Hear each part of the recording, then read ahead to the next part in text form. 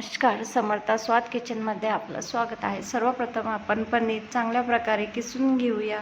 एका कढईत तेल गरम करून त्यामध्ये मोहरी ॲड करू. त्यानंतर त्यामध्ये कढीपत्ता, चिरलेली मिरची चांगली होऊ देऊ.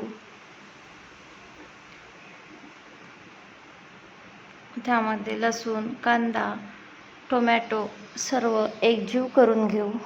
हे स्टफिंग चांगले झाल्यास आपला पनीर पराठा चांगला येतो व चवीला खूप छान लागतो. स्टफिंग चांगल्या प्रकारे शिजून घेऊ. त्यामध्ये कोथिंबीर ॲड करू. चवीनुसार मीठ. त्यामध्ये तुमच्या आवडीनुसार आमचूर पावडरसुद्धा ॲड करू शकता. त्यानंतर थोडी हळद, लाल तिखट टाकूया. त्यामुळे पराठ्याला चांगली चव येईल.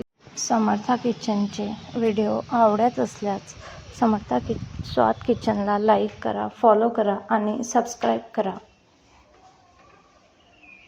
आता या झालेल्या स्टफिंगमध्ये आपण किसलेले पनीर ॲड करून घेऊया.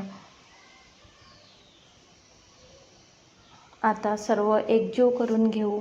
स्टफिंग चांगले झालेले आहे. आता गव्हाची एक छोटीशी पोळी लाटून त्यावर आपले हे पनीरचे स्टफिंग करू व आपल्याला आवडेल त्या आकारानुसार आपण पराठ्याचा आकार देऊ. पराठा लाटायला घेऊ.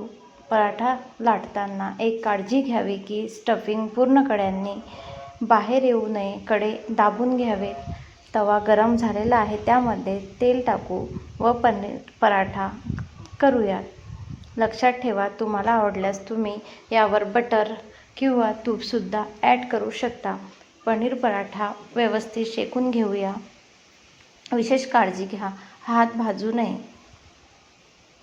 बघा, आपला पनीर पराठा तयार झालेला आहे. याला तुम्ही दह्यासोबत, टोमॅटोच्या चटणीसोबत सर्व करू शकता.